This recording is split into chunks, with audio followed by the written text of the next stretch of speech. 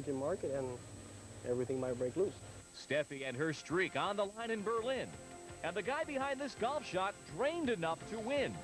And we've got the plays of the week all ahead on SportsCenter.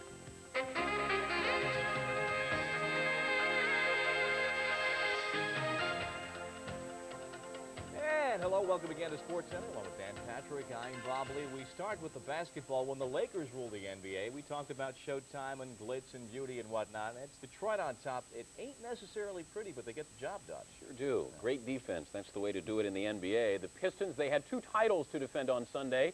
The one of being world champs, the other one designating them as the best defensive team in basketball. Detroit is greedy for another championship and being stingy on the D in the process. For the second year in a row, Detroit met up with the Air Force in the conference finals. I don't think Chuck Daly had to tell his team, look out for Jordan. He's averaging 40 a game. And Michael Jordan showing he even has limits. Can't get the alley-oop, at least on the way up. He had 26 in the first half. Isaiah, the alley-oop, or oops, to John Sally, and Isaiah puts it in himself. Did Sally interfere with it? He's not going to tell. Late in the first half, Jordan driving and gets knocked to the floor. He landed hard on his hip. He was forced to leave the game briefly. And in his absence, rookie B.J. Armstrong out of Iowa. And facing the veteran Isaiah. Isaiah picked his pocket. Isaiah missed the hoop, but Sally's there for the follow-up. Pistons by 4 early in the second half. Second period, Jordan returned shortly. I don't think he looks hurt here. Jordan, the aerodynamics, the son of Flubber.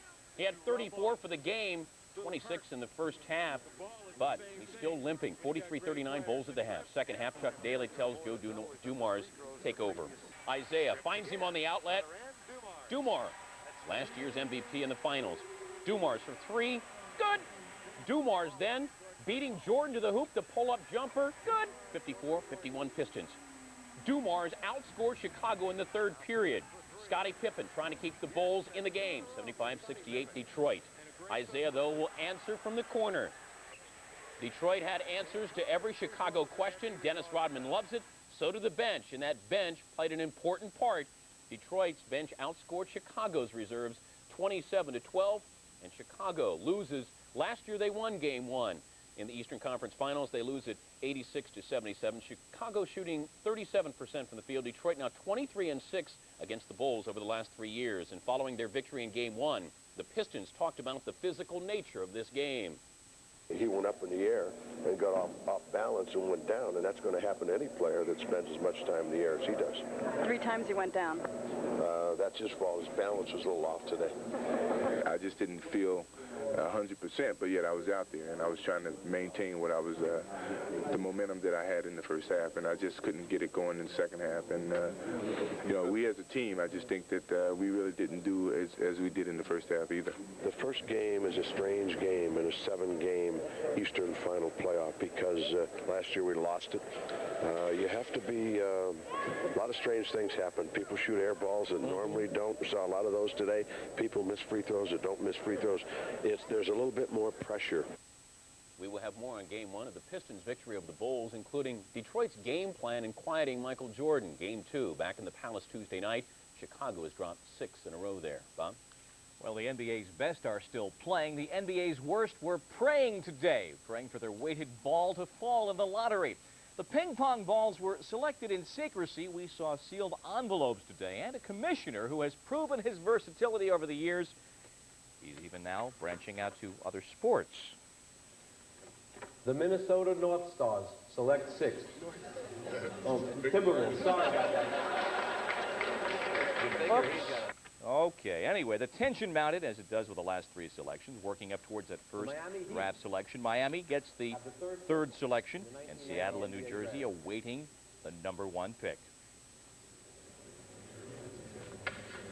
The 2nd selection in the 1990 NBA draft goes to the Seattle Supersonics.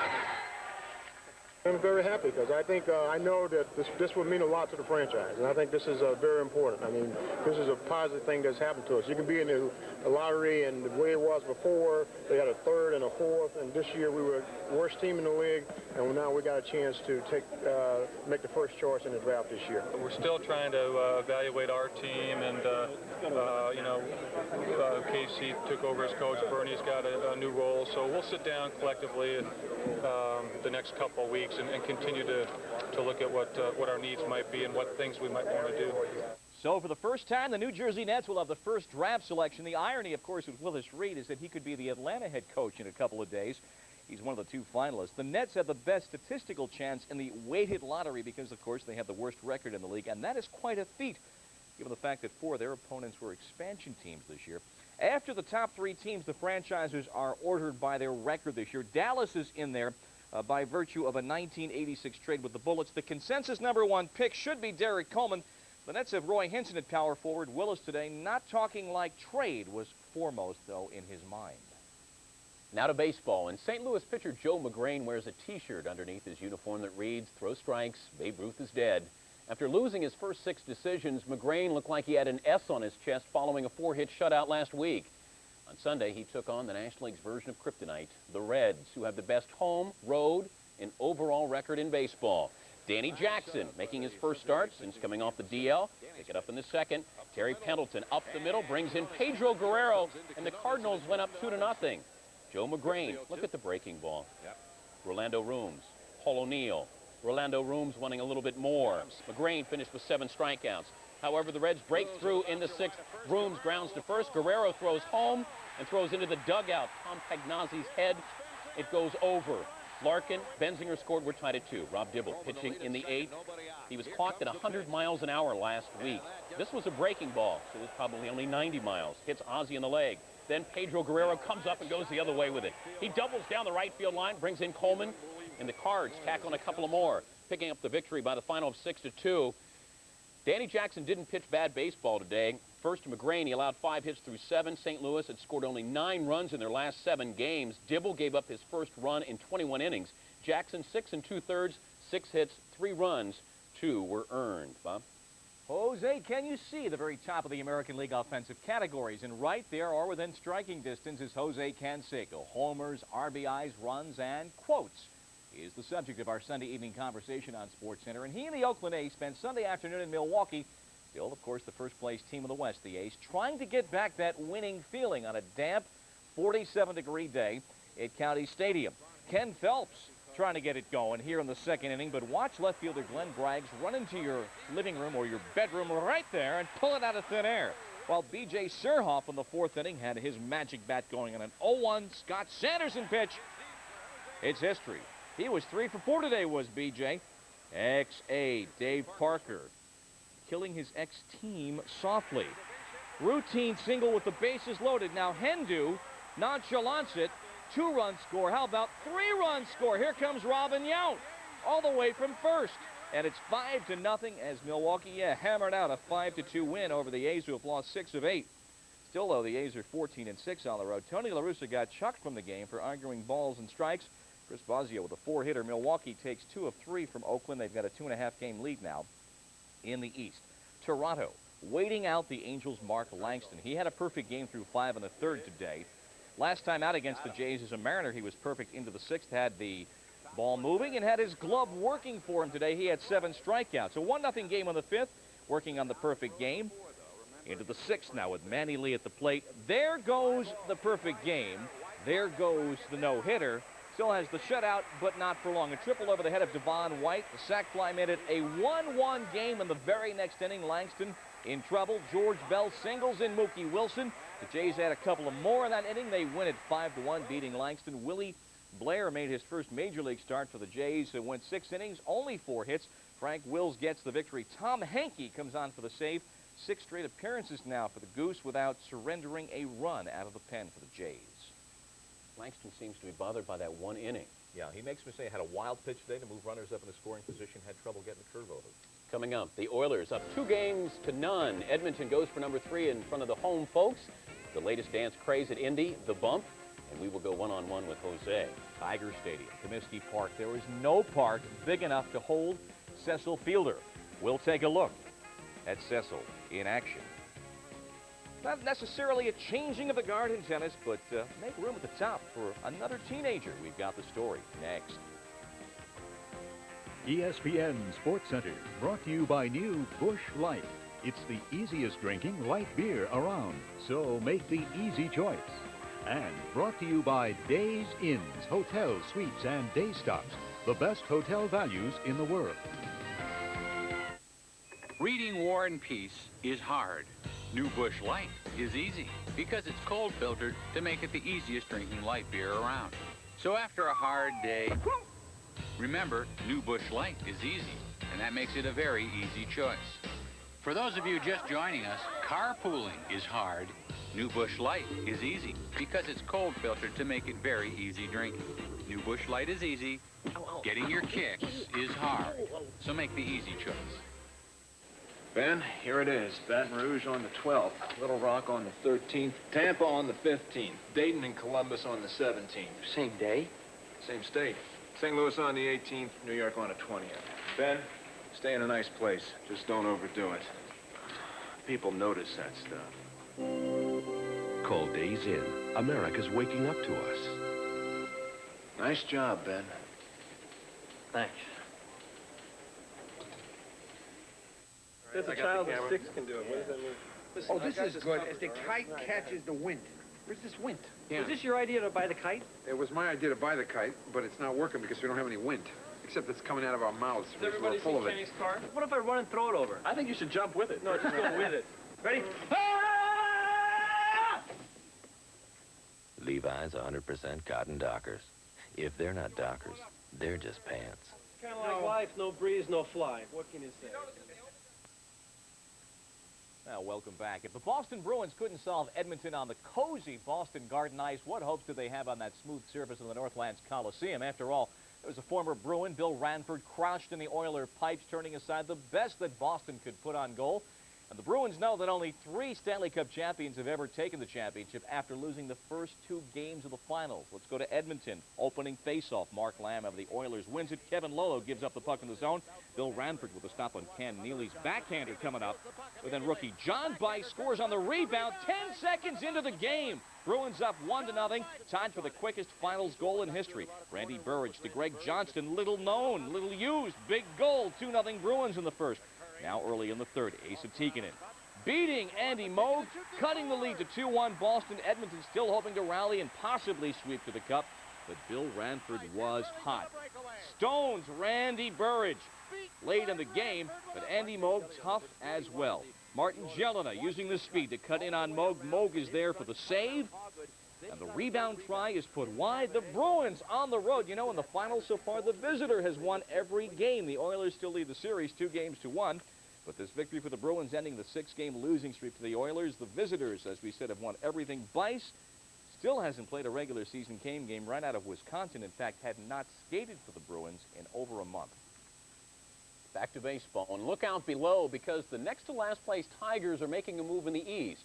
Detroit is still 6 games under 500, but their recent 5-game winning streak has moved Detroit to within 6.5 games of the top. The Tigers saved their best for last when they look for a series sweep against the White Sox. 4-game winner Dan Petrie against Greg Hibbard, and some great defense. That's Robin Ventura. And he just comes up, knocking it down, and throws the bullet from his knees to get Ed Romero. Dan Petrie telling my teeth, excuse me, I just had Doritos. Speedster Ozzie Guillen at the plate, lay down the bunt. Petrie comes up throwing and gets Guillen at first. But the bat's warmed up. Tigers down 1-0 in the 4th. Gone. Cecil Fielder, his 16th home run of the year. Tops in baseball. And we're tied at 1. The game is tied at 2 in the 10th. Lloyd Mosby. And Mosby waits on the breaking ball, sends it up the middle. The clutch base hit brings in Dave Bergman. The go-ahead run. And the Tigers hang on to win it in 10 by the final of 3-2. Henneman now has 10 saves in 11 opportunities. 6 in a row for the Tigers. Cecil was 7 for 11 in this series. After pounding out 20 hits on Saturday, the Red Sox looking for more against the Twins. Ellis Burks, bottom of the 1st, and hits the lazy looper. Dan Gladden, Greg Gagne having problems. 2 runs will score. Red Sox up 2-0. Top of the third, Kirby Puckett on third. And Gary Gaetti grounds it to Boggs. Boggs throws home. Rich Gedman with the hidden ball trick because he hides it from Dave Palermo. Gedman tags him, but he has the ball in the other hand. Puckett was called out. Speaking of out, top of the fifth, Ken Herbeck. Gone. And Herbie gets this one to right. I don't know if anybody hits him harder. This one stayed in the foul screen. Number 7 on the year as he rips this Eric Hetzel offering. Then, one out, bottom of the ninth, Mike Greenwald first. Brunansky sends it deep, but Kirby Puckett there, the former Gold Glove winner, comes up with the catch. Minnesota comes up with the victory, winning it by the final 5-4. Minnesota's 13th victory in their last 17 games. They're now 4 games back of the A's. Rick Aguilera now has saved 11 games in 12 opportunities. Well, the day began as a test for the Mariners' right-hander Scott Bankett. Fresh off the DL, it ended as a road show of home run derby in Cleveland with names expected and unexpected, spicing up the Seattle offense. Let's go to Cleveland. Top of the sixth in a tie game. Ken Griffey already with a solo home run in the second inning, and here he's hitting .375 when he hits his second of the day, deep to right, his 9th of the year. The Mariners take a 6-3 lead. Bottom of that inning, looks like a harmless walk that Brooke Jacoby is drawing here. Because Mike Jackson with a wild pitch. Jacoby goes to second, then Scott Bradley has trouble here. PB, pass ball, Jacoby's on third, then watch Jackson carefully on the hill. The umps did. Sits once. That's a balk. Jacoby comes home. It's a 6-4 game. Cleveland down by a run in the 8th. They've got runners second and third. Pounding for another one. Carlos Baerga hits one to the hole. It'll score 1 run. Harold Reynolds with the stop. Corey Snyder trying to come home with a go-ahead run. Play at the plate. No, sir. We're still tied at 6. We go to the 10th. Edgar Martinez, his second homer of the day. He's hitting .358. He and Griffey tear on the league up. The M's win it 8-6 despite or 8-7. Alomar had a homer in the bottom of the 10th.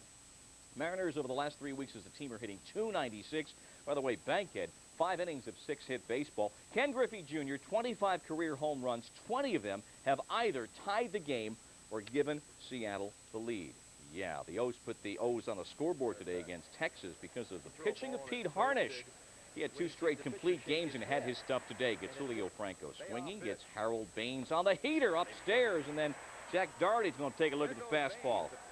Good night. Bob Melvin nails Baines at second. 7 innings of 2-hit baseball for Harnisch. He left with a 1-0 lead and would pick up the victory with help from Greg Olson. And this home run from Mickey Tettleton in the 8th inning, all the O's would need. Tettleton 11 for 16 with 10 RBIs of late. 3rd homer in 4 games as the O's win it 4-0. Rangers have lost 8 of 10. They can get no offense going. Our Sunday evening national game, the Royals and the Yankees. Not a lot to smile about early on at Yankee Stadium. Royals up 1-0. Bo's on second. Chuck Carey gets him leaning, but a wild throw to third. And Bo's coming on in. Casey up 2-0. Then on a routine fly ball, Roberto Kelly drifting back. Where is it? Where is it? It's right there. Can't make the catch. Tough night for manager Bucky Dent. Storm Davis had his stuff. Gets Jesse Barfield looking as he paints the corner. Davis at 8Ks. Bottom of the 9th. Yanks trailing 3-1. Claudel down to Brett. Can't handle it. The tying run comes to the plate. Don Mattingly had just put one foul down the line. This one he straightens out and it's gone. Tie game, bottom of the 9th, but the Royals come back in the 10th with runners on the corners. Kevin Seitzer singling past second baseman Rick Cerrone to right field to score Jim Eisenreich for the go-ahead run. The Royals get a victory in 10. Montgomery picks it up. 4-2 is his record. The final 4-3. Coming up, the Cubs continue to fly the friendly skies with their Hawk. The plays of the week also on the way, and at the Colonial, a shot that wouldn't stop rolling. Shot of the year. Our Sunday evening conversation is with Jose Canseco. He's got a wound that simply won't heal. I've had problems with the A's, with the management, with the owners since day one. You know, I'm sure right now we understand each other a lot better, but still, those are wounds that I don't think will ever heal. Did you hear about it? A big new baseball video that covers all of the 1980s. It's got everything. Hi, I'm Jack Brickhouse, and I've just seen one of the best baseball videos ever produced. Baseball in the 80s, new from the Sporting News. An entire decade of headline-making, record-breaking baseball action and excitement. Free with your paid subscription to the Sporting News, America's most authoritative, most complete sports weekly, bringing fans unbeatable baseball coverage for over 100 years. Call now to have the sporting news delivered right to your mailbox every week at a big 46% saving off the cover price. Plus this full hour video cassette of the decade, baseball in the 80s, yours free. Call 1-800-638-1200. Get your free video with 25 issues of the sporting news for 3 payments of just $9.96. Save 46% off the cover price. Call now 1-800-638-1200. That's 1-800-638-1200. Tuesday, the action starts early when Darryl Strawberry leads the Mets against the Dodgers. Then the Red Sox face the Rangers. Tuesday afternoon at 4 Eastern, live on ESPN. Welcome back to our show. Coming up, the Sunday evening conversation. Jose Canseco doesn't just let his bat do the talking. He does quite well on his own. The charter member of the 40-40 Club claims he's like Madonna, a trendsetter and larger-than-life guy. Indeed, he is. It's difficult to keep up with the 26-year-old Jose, whether it's on or off the field, but ESPN's Chris Myers did. He sat down recently with the former Rookie of the Year and MVP for our Sunday evening conversation. There was talk, and I'm sure it was tongue-in-cheek, knowing you, but you might go to New York, or the New York people jumped on that. What happened with that situation? Well, they were asking me about why do you hit New York so well. I think in the last 12 games or 15 games, I've hit 8 or 9 home runs and hitting like 450 or 500 against them. And I jokingly said, well, maybe I enjoy playing against New York. You know, I like the New York Stadium. It's electric, and maybe someday I end up playing for them. In a joking manner in the media, I know how they are. They picked up on it, and all of a sudden... Were you teasing a little, though? Yeah, teasing, playing around. But, you know, all options are still open. And a lot of them don't know if I'm fooling, if I'm joking, or if I'm serious. So. Well, along those lines, do you want to be traded? I don't know if traded. I mean, the free agent market's definitely coming up. And I think I'll be one of the most sought-after players in the free agent market. I haven't really discussed negotiations with the Oakland A's as of right now, but maybe in the near future. And I think a lot of things have to be considered, disadvantages and advantages playing in other ballparks. Is it important for you to have a long-term contract? I don't think it's real important. The reason is I'm only 25 years old. I see myself improving every year. I see myself getting better and better every year. So a long-term contract right now may not benefit me.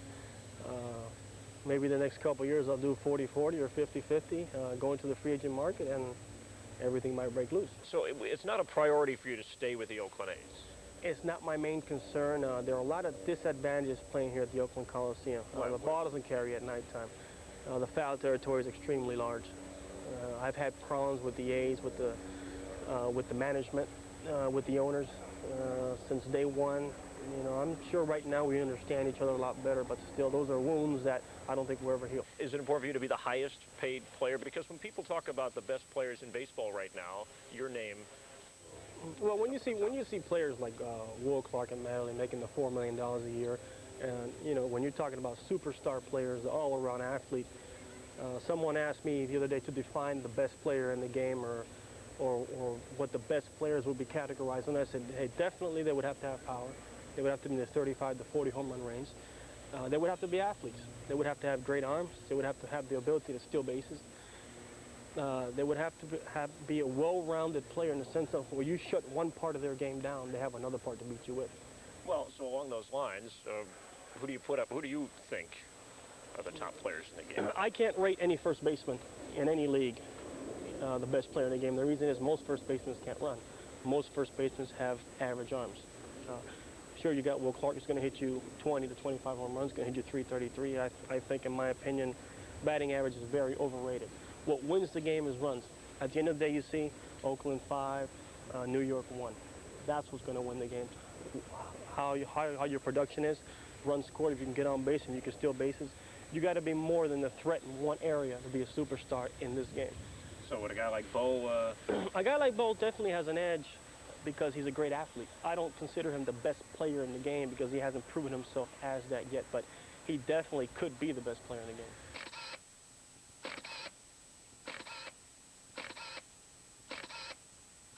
How about you? I mean... I don't rate myself. I just go up there and let my ability show what I can do and let the fans and the media see what I can do. Have you felt any prejudice against you through the ranks of baseball because we're a Latin. I think there's a fine line between prejudice, racism, and a double standard. What I felt is definitely a double standard where some player, one example I made was Will Clark. There's no reason why the Giants had to give him a multi-year deal when he had one more year to play out. I think they respected him as a person, they respected him as a player, they respected what he's done for the organization, put them on the map, all the efforts he's put towards the organization, and they compensated him for that. When this issue came out, I just felt that the Oakland A's, for what I've done for the team, the hard work I've really put into it, the hard work I'm still putting into it to improve as a player, putting the A's on the map, I consider myself a large part of that, to have that sort of respect. And the main thing, the main issue was that Sandy Alderson used those tactics in spring training for negotiating, trying to use my off-field events, and I told him, you want to find a right fielder? Get the Pope to play right field. Let's see how many runs he's going to drive in. Let's see how many homers he's going to hit. Let's see how many stolen bases he's going to have. Let's see how much production he's going to produce to help the team win. I think the #1 issue here is win games. Oh, you think the A's are too image conscious? I guess it depends on whose image it concerns. I know of other players in the organization where they've had problems and they've been total cover-ups. I know I drive down the street with one tinted window and it's blown up a Porsche and I'm the criminal of Oakland. So it's double standards there. I know everyone does not ignore that, and I know everyone knows it's true. A little bit later on in SportsCenter, Jose will be back to talk numbers and rumors. Numbers like 50-50 and rumors as in steroids. But still ahead, we've got emotions bubbling at the Brickyard. But first, here's how they stand in the American League through Sunday night's Royals-Yankees tilt. The Athletics will be at the Sky Dome. Jose and company there Monday for 2 games before heading home in midweek. Back with more after this.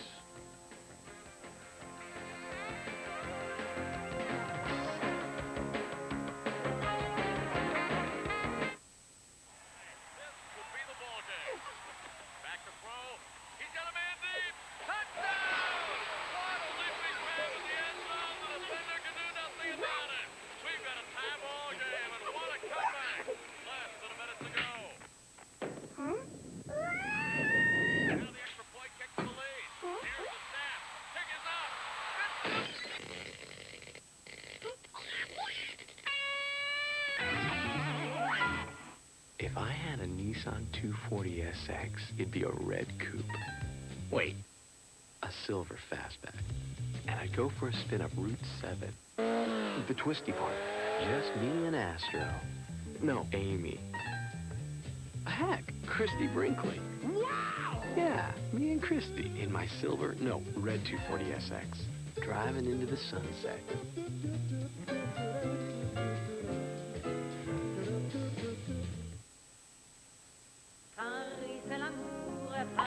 Paris, where romance is set free to soar, to dance, tethered to the city only by heartstrings. Follow it and you will find its source, the very essence of romance captured in a bottle. Moet, France's best-loved champagne.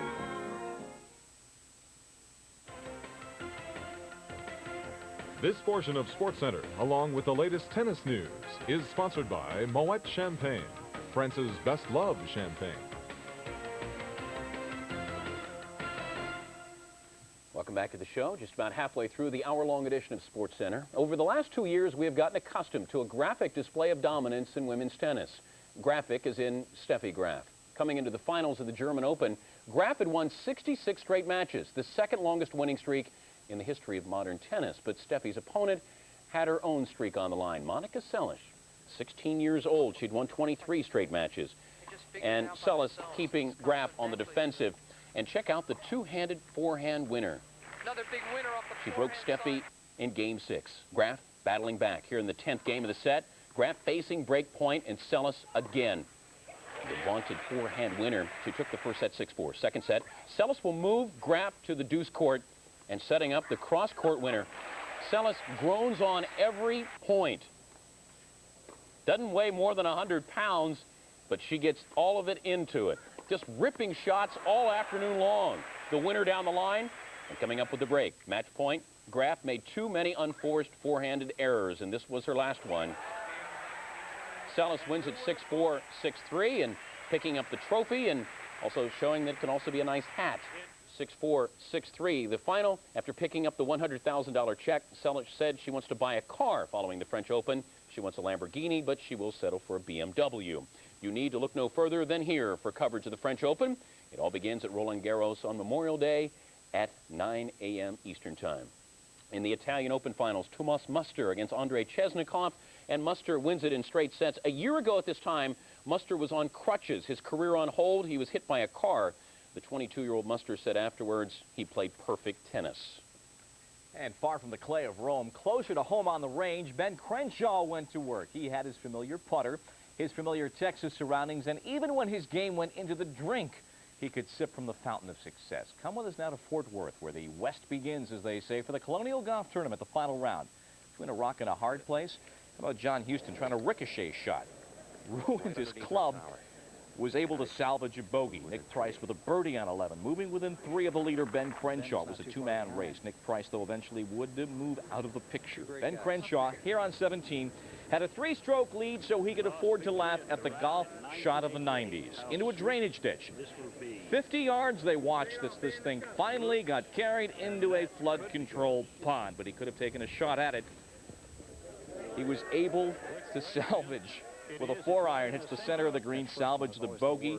He had the putting stroke all day long. He had 5 birdies on the front 9, 8 pars on the back 9. Only that problem on 17 to win by 3 strokes. His first victory in more than 2 years. The second time he's won at the Colonial. Morning thunderstorms had softened up the greens. Gene Sowers at a 62 today. Mike Holmberg a 63. Lee Trevino, seniors champion. This is not a recording. It is his 4th victory in 8 outings this year. The Doug Sanders Celebrity Classic in Houston. Trevino with a 69 today. He was 13 under a tournament record. Doug Sanders, 29 strokes back. High Point, North Carolina, the ladies playing the Pat Bradley International with the modified Stableford scoring system. In other words, play aggressively.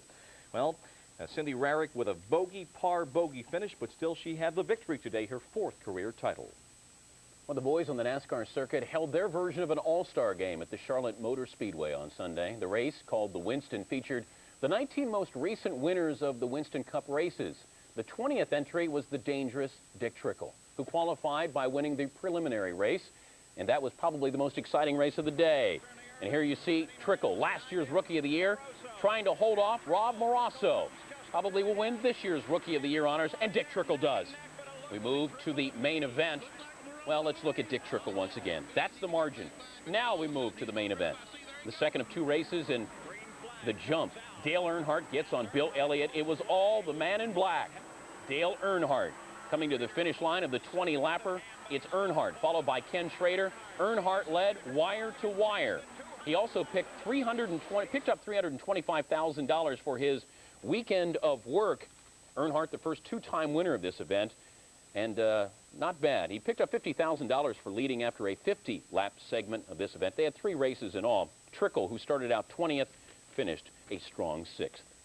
Well, Randy Barnes brought home a silver medal from the Seoul Olympics. Today, the shot putter from Texas adding the world record to his rather considerable resume. It happened in Los Angeles live here on ESPN. Just as Barnes had predicted it would. He won a $50,000 bonus with a 75-foot, 10 1/4 inch throw that beats Ulf Timmerman's record by 2 1/4 inches. Those two may be meeting head-to-head or shot-to-shot at the Goodwill Games. Jose Canseco goes for distance in the second installment of our Sunday evening conversation. We will also be on the bubble at Indy and in the pits with the Pistons. And struggling with the ace of the Astros, who drew another dead man's hand again today. Houston's happenings as we continue on the 60-minute Sports Center. Don't go away. Daihatsu owners talk about Daihatsu from Japan. When you can recommend a car to your best friend, you are driving the right car. We're talking about style and performance. Japanese quality I can afford. You get the same quality in Rocky, the wide track 4x4 by Daihatsu. That zippy 4-cylinder fuel-injected engine really gets it around. And Rocky has the widest wheel track in its class. Today, there's a Daihatsu that's just right for you. Daihatsu, one of the most respected names in Japan for over 80 years. Okay, let's just say that this is about the size of an ordinary hotel room.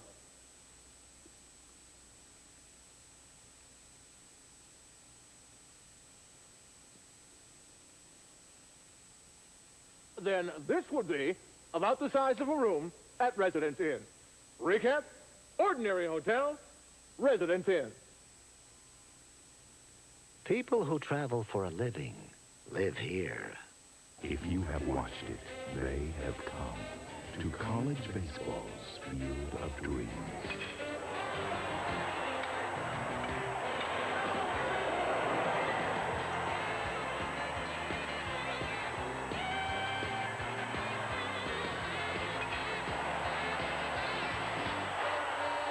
The NCAA College World Series begins Friday, June 1st, live on ESPN. Houston's Mike Scott is putting up some astronomical numbers this season. Unfortunately for Houston, those numbers are piling up in the loss column. Scott, the league's only 20-game winner last season, was 1-4 this season with an ERA hovering around 6 when he faced the Cubs, who were in for the weekend sweep, at least looking for that, and Andre Dawson looking for more. 6th inning. Facing Scott. Gone. This is tough to do. Hit it out of the dome in center field. Dawson's 13th home run, Cubs up 3-1. Then in the 7th, it's Dawson again. Different pitcher, Danny Darwin. Doesn't go as deep, but just as painful. 41 RBIs for Dawson. He brings in Mark Grace, Cubs up 5-1. In his major league debut, Sean Bosky thought he was going to take on the Omaha Royals today instead of the Astros. Got Bill Doran. Got Franklin Stubbs. Glenn Davis? Sure, why not? A complete game for Bosky. This team needs desperate help in the rotation. Bosky, a godsend. The Cubs pick up their victory by the final of 5-1. Bosky, a 5-hitter, struck out 6, walked 1. Scott, 4 runs on 9 hits in 6 innings. The Astros, the only major league pitching staff without a complete game. He's not the complete player he once was, but Andre Dawson putting up numbers strikingly similar to his MVP season of '87. After 36 games that year, he was batting .339, 12 homers, 38 RBIs. And you see what he's doing now, .341, 13 homers, and keep in mind he's playing on 2 sore knees. Pete Smith versus Bob Kipper. The Pirates ended their stay in Atlanta. Gone. Top of the first, Barry Bonds off Pete Smith. The Pirates up 4-0. Dale Murphy didn't look like he got all of it. Back in his great home run days, he used to go the other way. We were tied at 4. Murph had 2 homers, 5 RBIs.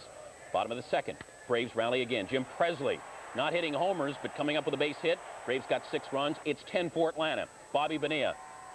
This one goes the other way. 2 homers, 2 doubles, 4 RBIs, 5 runs scored for Bonilla. 11-6 Braves. In the 9th, Uncle Buck, Charlie Kerfeld, facing Don Slott. Slott comes up with a base hit. Van Slyke and Bonilla score 13-11. Joe Baver in. Bases juiced. 2 outs. John Cangelosi, see ya. Braves hang on and win it. Dramatic style. It doesn't get any better than that. 13-11. Murph 2 homers. Gant 2 homers. Bonilla 2 homers. 16 hits for the Braves. Baver, his 5th save of the year. I've never seen you so excited. Top that. Fire, yeah. Saturday night was all right for scoring in L.A. 14 pitchers played between the Dodgers and the Phils. What pitching there wasn't. 27 runs, 39 hits, 5 errors. The Phils won the game 15-12. Well, these are a couple of second-place teams, but the Phils are in the chase. The Dodgers way behind the Reds.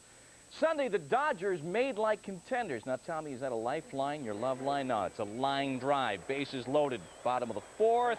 Bingo. Alfredo Griffin singling. Hubie Brooks, Mickey Hatcher score. The Dodgers take a 3-1 lead. Ramon Martinez knows you've got to do it because the pen can't help you. Gets Darren Dalton swinging. Gets Darren Dalton looking. Gets Charlie Hayes swinging. You get the picture. 8 Ks for Ramon Martinez. The Dodger offense here leading at 5-1 in the 6th. Cal Daniels, he thinks it's out. The cameraman thought it was out. Turned into a single. Sharperson came in. He only got, though, Cal Daniels a single on this one, but the Dodgers win the game by the count of 6-3. And Griffin, you see what he does career-wise with the bases loaded. The Mets continue to careen. The Padres held the cue stick today. Roberto Alomar, a 2-run single off reliever. Ron Darling in the 7th. The Padres win at 3-1. Craig Lefferts gets the job done in relief. He has inherited 15 runners this year. Only 2 have scored. The Expos finished up at the stick. They got back-to-back homers from Canadian Larry Walker and then Tim Wallach. Then in the 11th, it was Atlee Hammaker, first pitch to Wallace Johnson. See ya. That home run deciding the game by the count of 6-5. Most people stop and watch Michael Jordan. The Pistons, they just try to stop him. When we come back, we'll tell you how they try. Also, part 2 of the conversation with Jose Canseco and Plays of the Week. I thought you were excited before, but first, who's in first in the NL? The Pirates holding off the Phils. They've got a meeting mid-June, June 18th, in fact, in Philadelphia.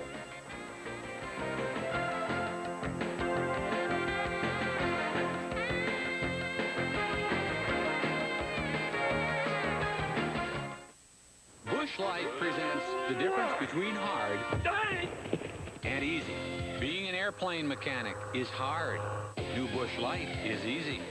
Hunting for a husband is hard. New Busch Light is easy. So after a hard day climbing the corporate ladder, reach for the light beer that's cold filtered to make it the easiest drinking around. New Busch Light is easy. Following in your brother Bob's footsteps is hard.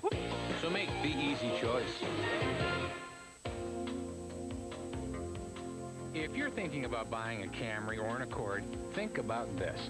The Nissan Stanza has a more powerful standard engine. It's got more standard features inside and out, and it costs just $11,650. The 1990 Nissan Stanza. Either we're overachievers or they're overpriced. Take the Nissan Stanza challenge. Test drive a Stanza. If you still buy a Camry or an Accord, we'll give you $100. Look at that car.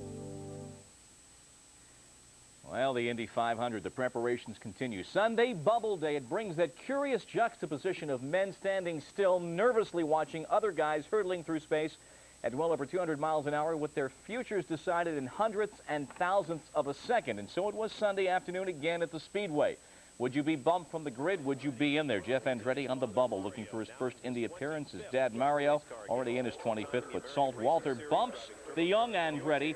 Walter back after an 11-year layoff. Andretti hoping for next year. Then Rocky Moran on the last run of the day puts a great run in. He bumps Salt Walter, and Salt's dream comes to an end, hoping to come back. Moran's 4-lap average puts him in the grid for next weekend. You know, it's kind of ironic. I came here in 1987, my first year here at the Speedway, and I drove for Salt's father, George, and it's kind of tough. We didn't make the race that year, and he hasn't made it yet since he's been back, and it's kind of tough that I had to knock him out of all people.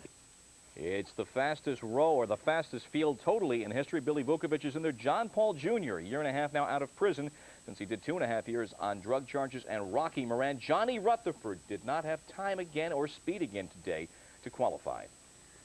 It wasn't pretty. It rarely is when the Pistons are pumping. For the 23rd time in their last 26 games, Detroit's defense kept a playoff opponent in double digits. In fact, Chicago, touted as a team for the 90s, was kept in the 70s. Game 1 of the Eastern Finals, a tale of two players. Michael Jordan denied, Joe Dumars unveiled. Here's Andrea Kramer. The turning point of Game 1 came in the third quarter, when Joe Dumars, whose primary job was to keep Michael Jordan under wraps, unleashed his own offensive barrage. He scored 18 points in the quarter, one more than the entire Bulls team, and the Pistons went from 4 points down to 7 ahead. What enabled you to explode in the third quarter? Just being more aggressive on offense, looking for the shot, and obviously getting the ball. Or were they playing you differently? No, not really. We were just running basic plays, and it just happened to come off. And you know, when you're aggressive and looking for the shot, a lot of times good things happen. Joe is a very, very dangerous player, one-on-one. I don't think anybody can stop him as far as going to the basket. But we just say, hey, we got to take Mike off the dribble. We got to make Michael work and do the things and try to get him tired, put him back on the bench. And that's exactly what we did. Joe took control of the game, and it was all his. He started using his quickness a little bit, as well as his size to get by the defender, as well as a few times he got past me. And you know, once he got his outside shot to start falling, he certainly had all weapons working for him. Unfortunately for the Bulls, who have lost 25 of their last 31 games to the Pistons, the story was the same. Control Michael, and the win is yours. In fact, the most help he received all afternoon was in getting up off the court after Detroit floored him a number of times. Jordan went off in the first half and gets big numbers. We couldn't contain him. But when he went in the pack and that one play and he hit the deck, I think he hurt his hip, and he wasn't quite the same player. And I think the extended layoff at the half allowed it to get a little bit stiffer. I think he was struggling physically in the second half, and obviously the legs bothered him a little bit, or the hip injury that he got bothered him, and he just wasn't free. We just really lost our spacing, lost our execution offensively down the stretch, and it really cost us. I mean, the first half, I think we really, offensively, we did all the right things that we wanted to do, but the second half, we seemed to lose that. Going into Game 1, the Bulls talked about how healthy and rested they were. Not a good omen. John Paxson is limited by an ankle sprain on top of his bone spur, and Jordan is now nursing a hip pointer, as the Bulls must overcome their lowest offensive output of the season. From the Palace, I'm Andrea Kramer, ESPN. And one other basketball note, the oldest player in the league retiring, Caldwell Jones, age 39, started with the San Diego Conquistadors of the ABA back in '73, was the backup to David Robinson in San Antonio. Going to retire. Yes, 39 years of age. We'll be back. Jose Canseco, he's 26, got a lot to say. Part 2 of our conversation. We'll talk about being a 50-50 man. Did you hear about it? A big new baseball video that covers all of the 1980s. It's got everything. Hi, I'm Jack Brickhouse, and I've just seen one of the best baseball videos ever produced. Baseball in the 80s, new from the Sporting News. An entire decade of headline-making, record-breaking baseball action and excitement. Free with your paid subscription to the Sporting News, America's most authoritative, most complete sports weekly, bringing fans unbeatable baseball coverage for over 100 years. Call now to have the Sporting News delivered right to your mailbox every week at a big 46% saving off the cover price. Plus this full-hour video cassette of the decade, Baseball in the 80s, yours free. Call 1-800-638-1200. Get your free video with 25 issues of the Sporting News for 3 payments of just $9.96. Save 46% off the cover price. Call now 1-800-638-1200. That's 1-800-638-1200. Time to dial up Jose again, the man with the 900 number. Spoke about playing for the Yankees, also a strained relationship with the A's, and hinted that Bo Jackson could be the best in baseball. That was in part 1 of our Sunday evening conversation. Now part 2 of our conversation with Chris Myers. Canseco talking about a season of 50 homers and 50 stolen bases, and getting help from a former A on the trials and the tribulations of being a star, and the allegation of using steroids. Accusation Thomas Boswell wrote about steroids, which I understand later he approached you and apologized or whatever, and I think maybe that's worth clearing up, because something like that is a smear if it was inaccurate. Is he the only one who's approached you with that, or have others questioned you on after that? He's the only one who's gone out on national TV and actually said that Jose Canseco takes steroid. Of course, when you're a Thomas Boswell, you're a reporter, people are going to take what you say serious, especially against a superstar who's coming off a tremendous 40-40 season. He waits till the playoffs to really destroy the season or try to take away the hard work in the season I had in '88. He said all these things. I will live with it for the rest of my life. Everywhere I go, people bring up that issue. Every ballpark I go to on the road, people are chanting steroids, and some throw needles onto the field. Oh yeah, the fans actually get on you extremely hard. And he cost me over $1 million in endorsements just for spreading that rumor. And all he has to say is, in spring training of '89, he comes up to me and says, Jose, I'm sorry. I cannot believe that this was blown out of proportion. I didn't mean any harm.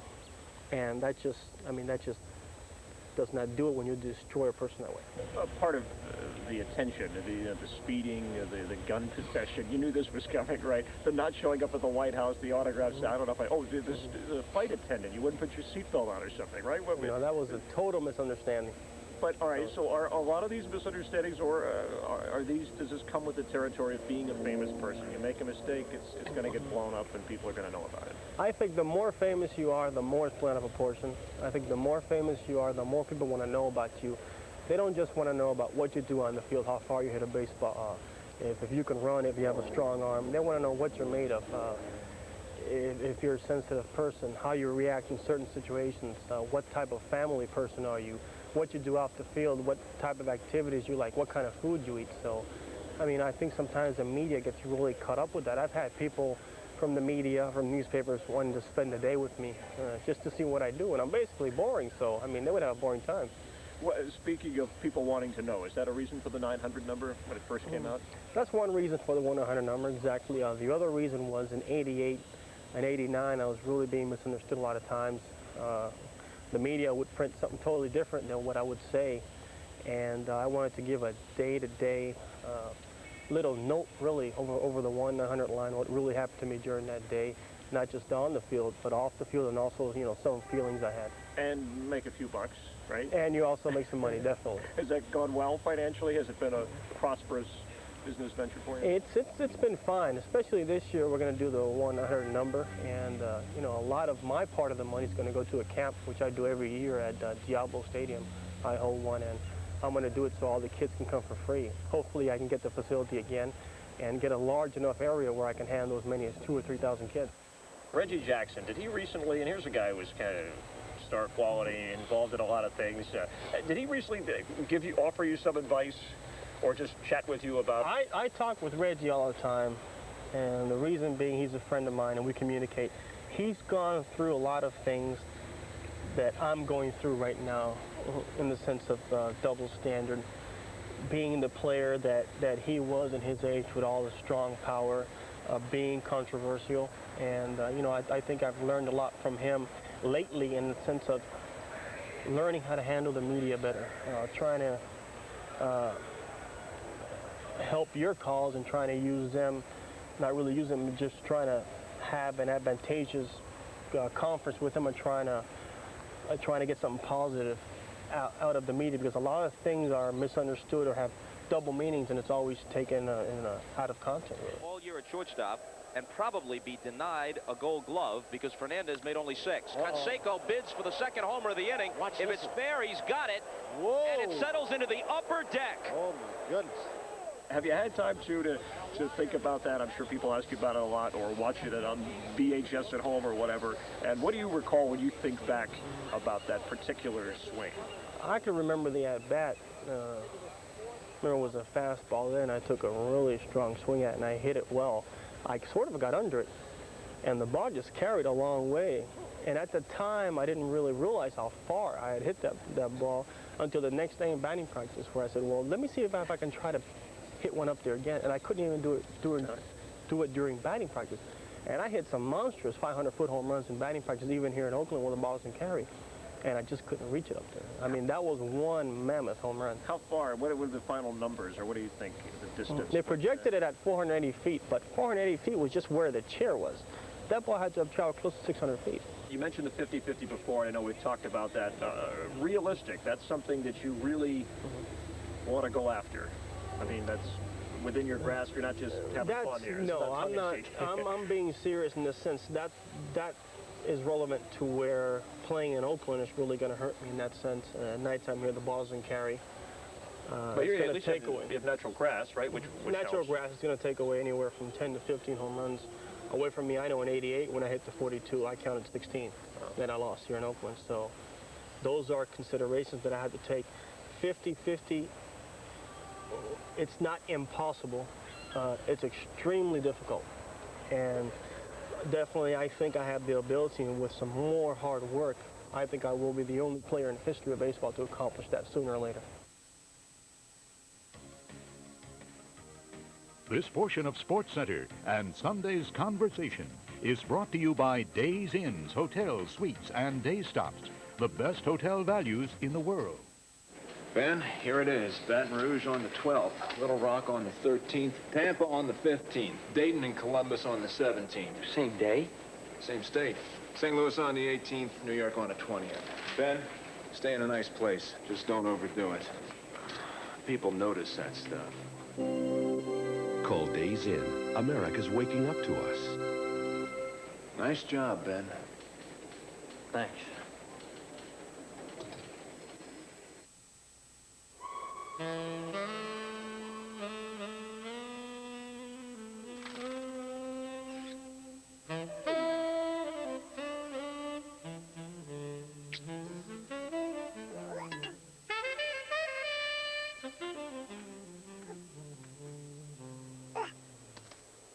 Hey, thanks, man. Stay cool.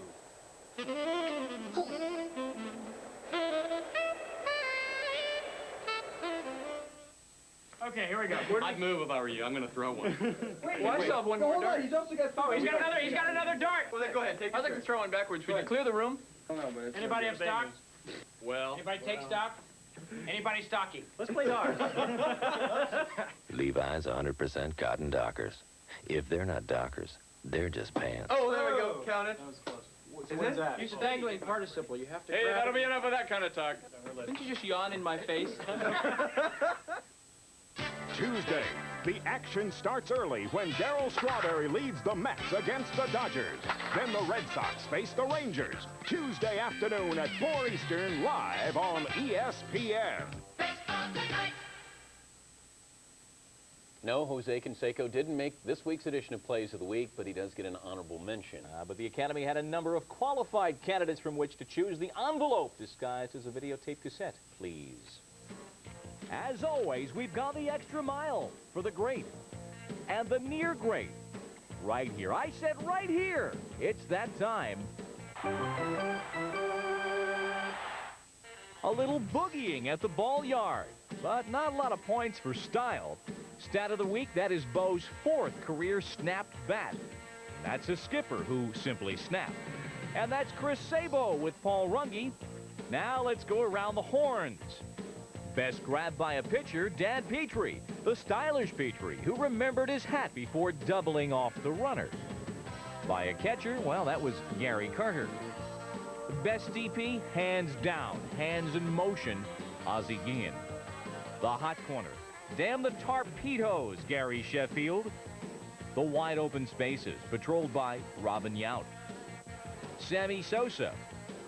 Thefts at the wall by Joe Orsulak. And Paul O'Neill. Best grab by a ball boy, this fella in Milwaukee. Trouble was, the ball was fair. Best pitch out that wasn't, by Joe Klink. How stifling is Detroit's D? Watch John Sally. Why are the Blazers in the Final Four? Watch Clyde the Glide. Best moments in a hockey marathon. Andy Moog catching a rest. Ray Bourque missing a check. Best unidentified glop on the diamond. Ken Howell's gum.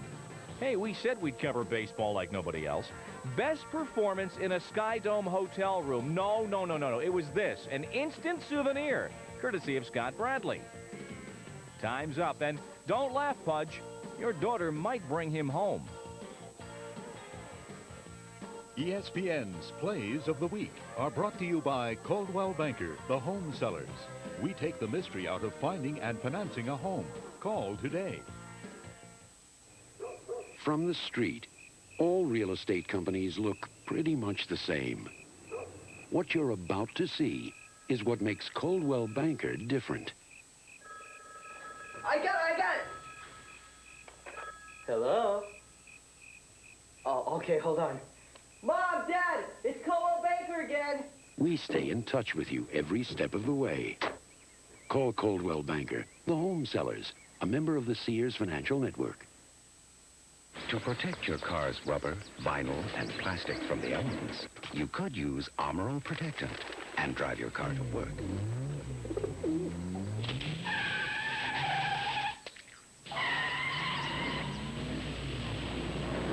Or you could just drive your car to work. Of course, there are alternatives, but only Armor All works like Armor All. Who could ask for anything more? Ask him if it has a 5-speed transmission like Isuzu. Does it have a 5-speed transmission? Well, I'm going to check on that. Ask him if it has a bigger payload than Isuzu. Ignore him? Or better mileage. Does it? Not exactly. No! Ask him why it costs hundreds more than Isuzu. Now, generous factory cash could mean big savings on a pickup during Isuzu's Drive 'em Home sale. And Monday, the other half of the NBA semifinal ballet gets underway. Phoenix is in Portland to start the Western Conference Finals. Brian Holman is flying with baseball's best curve, going for a 7th victory. And the Tigers send Jeff Robinson to the hill against the Royals, looking for a 7th straight. We'll have it all here on SportsCenter. Ladies Pro Bowling from Tampa's up next. Thanks for joining us. I'm Dan Patrick. And I'm Bob Ley. We'll see you tomorrow. Good night, guys. SportsCenter is brought to you by Levi's Dockers. If they're not Dockers, they're just pants.